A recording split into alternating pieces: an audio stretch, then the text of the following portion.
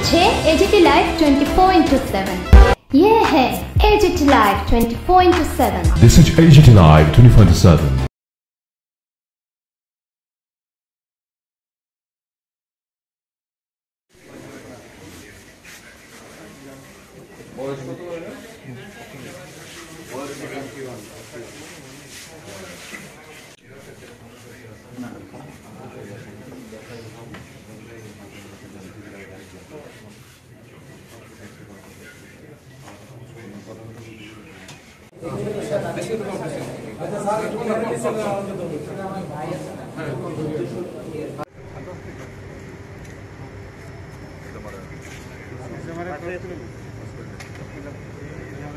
দেশের প্রধানমন্ত্রী তার পাশাপাশি আপনাদের শরিক দলই বারে বারে অভিযোগ জানাচ্ছে যে জনজাতিদের কল্যাণে কোনো কাজ হচ্ছে না, এটা আপনি কিভাবে দেখছেন?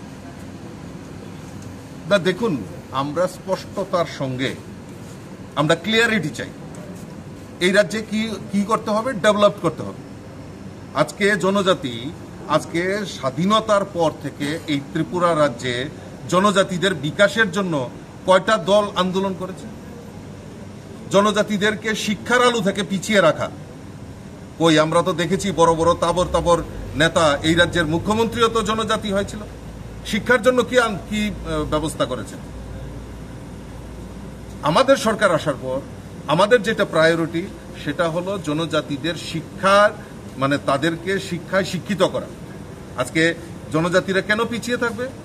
এই রাজ্যের টিসিএস অফিসার, ডক্টর থেকে শুরু করে ইঞ্জিনিয়ার থেকে শুরু করে তারা অগ্রণী ভূমিকা পালন করবে আমাদের জনজাতি অংশের ভাইয়েরা বোনেরা। তার ব্যবস্থা তো এতদিন হয়নি। কেন গ্রাম পাহাড়ে রাস্তাঘাটের উন্নয়ন হবে না? তার জন্য তো আন্দোলন হয়নি বিগত দিনে। পানীয় জল পৌঁছায়নি, তার জন্য তো আন্দোলন হয়নি। শুধু আলাদা ত্রিপুরা লেন, আলাদা গ্রেটার ত্রিপুরা লেন, আলাদা স্বাধীন ত্রিপুরা, এইভাবে আন্দোলন করে রাজ্যের উন্নয়ন করা সম্ভব নয়। ভারতীয় জনতা পার্টি, দেশের যশস্বী প্রধানমন্ত্রী নরেন্দ্র মোদীর নেতৃত্বের সরকার, যেটা সবচেয়ে প্রায়োরিটি সেটা হলো জনজাতিদের বিকাশ। আর আমাদের মূল লক্ষ্য জনজাতি বিকাশের মাধ্যমেই এই রাজ্যের বিকাশ সম্ভব। আর সেই সংকল্প দেখা যাচ্ছে যে আপনাদের শরিক দলের বিধায়ক ত্রিপুরামতার বিধায়ক এখানে রয়েছে, ত্রিপুরামতারও একটা সাপোর্ট রয়েছে পিছন থেকে। তো মানে এটা কি আপনার মনে হচ্ছে যে আপনাদের সঙ্গে যে শরিক দল রয়েছে তারা সঠিক ভূমিকা পালন করছে না আপনাদের পেছন থেকে কোনো ধরনের করছে? না দেখুন, একটা কনস্পিরেসি তো আছে রাজ্যে অশান্তির বাতাবরণ তৈরি করা।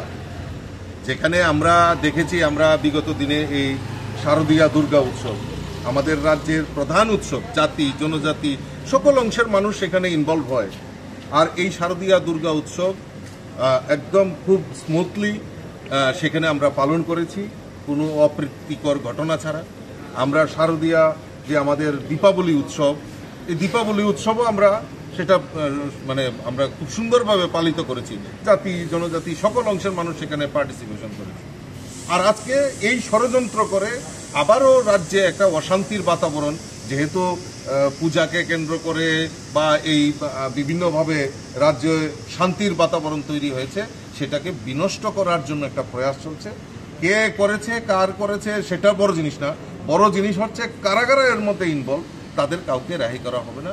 মাননীয় মুখ্যমন্ত্রী অলরেডি সেটা ওনার টুইট বার্তায় সেটা সেখানে জানিয়ে স্পষ্টতার সঙ্গে জানিয়ে দেওয়া